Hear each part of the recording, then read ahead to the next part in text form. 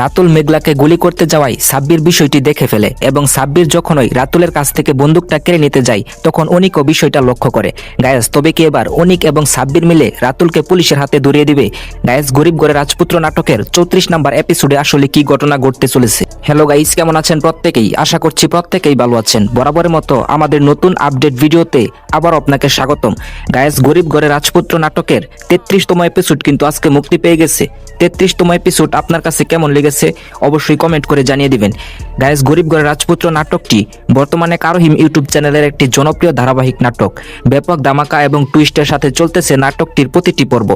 তো গায়েস, গরিব ঘরে রাজপুত্র নাটকের 34তম এপিসোড কখন কবে মুক্তি পাবে তাই আমি আপনাদেরকে বলে দিব। তার আগে আমাদের চ্যানেলে যারা নতুন দর্শক রয়েছেন তারা অবশ্যই ভিডিওটিতে একটি লাইক দিয়ে চ্যানেলটি সাবস্ক্রাইব করে দিবেন। গায়েস, গরিব ঘরে রাজপুত্র নাটকের 34তম এপিসোড মুক্তি পাবে আসছে আগামী 20শে জুন শনিবার ঠিক দুপুর 12টার সময় শুধুমাত্র কারোহিম ইউটিউব চ্যানেলে। আর নাটক সম্পর্কে প্রতিনিয়তই আপডেট সবার আগে পেতে চাইলে আমাদের সাথে যুক্ত হয়ে যাবেন। আজকের ভিডিওটি ছিল এই পর্যন্তই। আপনাকে ধন্যবাদ সম্পূর্ণ ভিডিওটি দেখার জন্য। আল্লাহ হাফেজ।